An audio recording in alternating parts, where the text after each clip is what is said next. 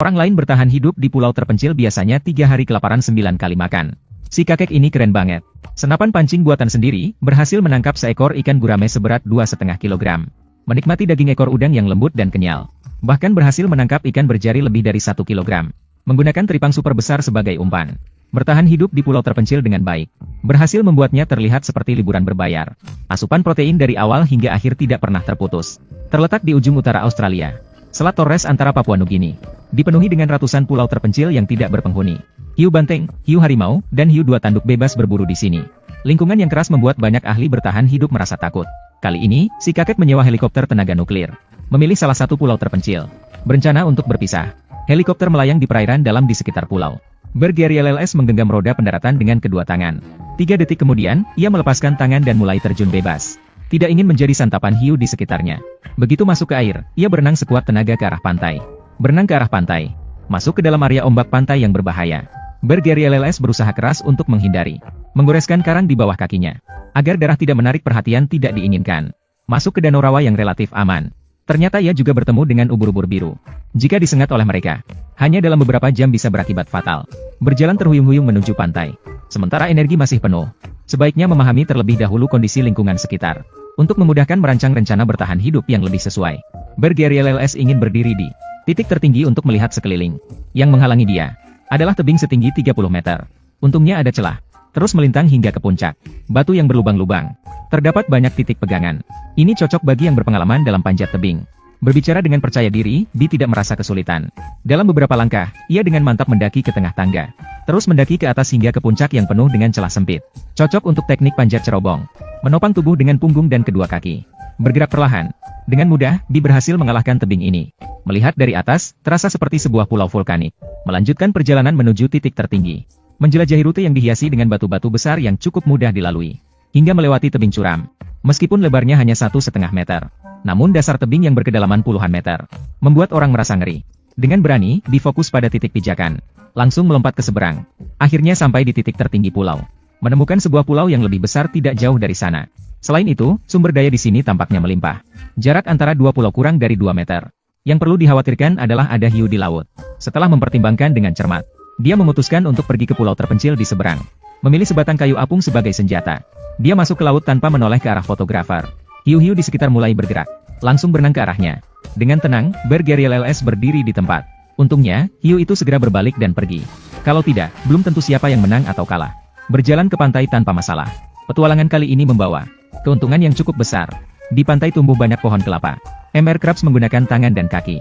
Menggunakan gaya berlawanan untuk kaki. Mendorong keluar dan menarik tangan ke belakang. Perlahan-lahan mendaki ke puncak pohon. Memetik kelapa segar yang penuh.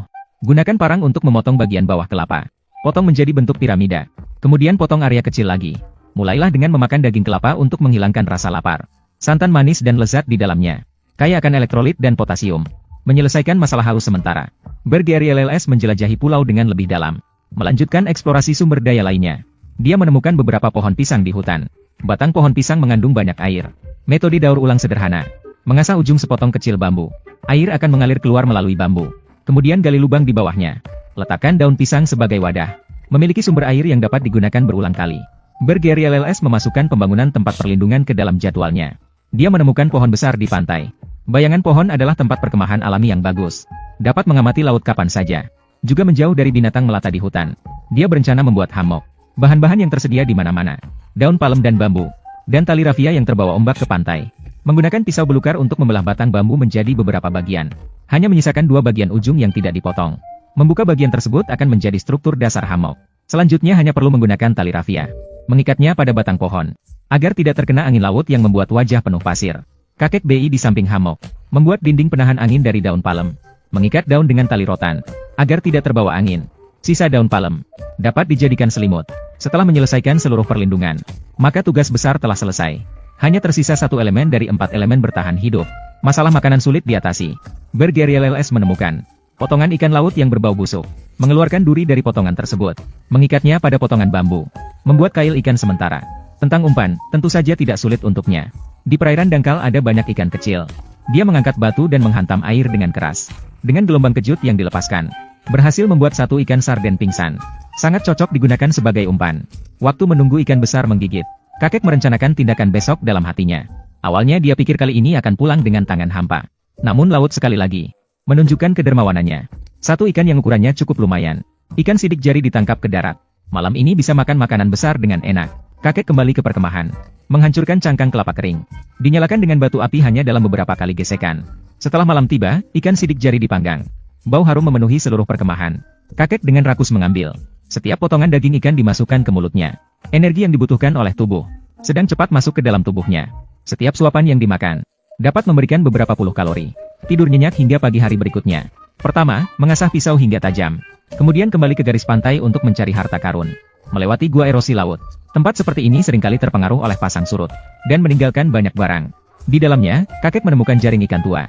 Memotong sepotong besar untuk disimpan di dalam tas. Berjalan ke ujung gua erosi laut. Dia melihat ada sebuah pulau di seberang. Lebih besar dari pulau ini. Selat Torres memiliki beberapa. Pulau tersebut dihuni oleh sedikit penduduk. Atau tidak ada pos penjaga pantai. Kakek merasa peluang untuk diselamatkan di pulau besar itu sangat besar. Namun karena lebar laut di tengahnya 2 mil, dia berencana untuk menyeberangi dengan rakit. Sebelum itu, harus mengonsumsi cukup energi untuk menjaga tubuh tetap berfungsi. Tiba di tempat yang diatur kemarin. Di dekat alat pengambil air di pohon pisang. Di atas daun di tanah, sudah terkumpul cukup air tawar. Rasanya memiliki sedikit aroma pisang.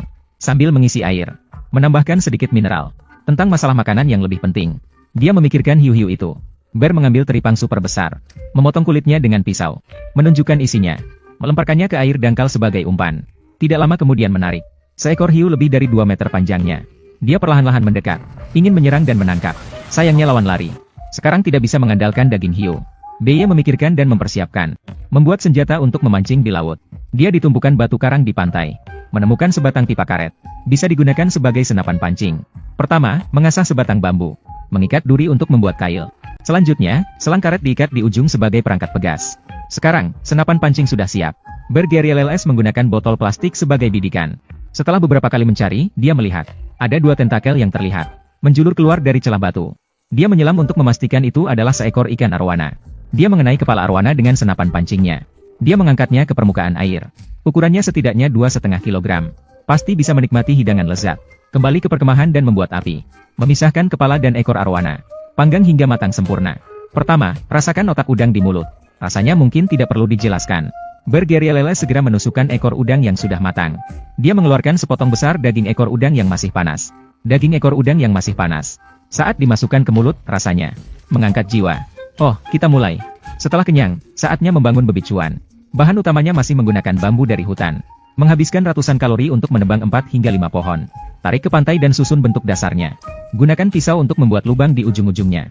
Gunakan batang bambu kecil untuk mengikatnya. Gunakan tali untuk mengikat dan memperkuat. Kemudian tambahkan 2 balok melintang. Kerangka samping kapal. Selanjutnya adalah layar kapal yang paling penting.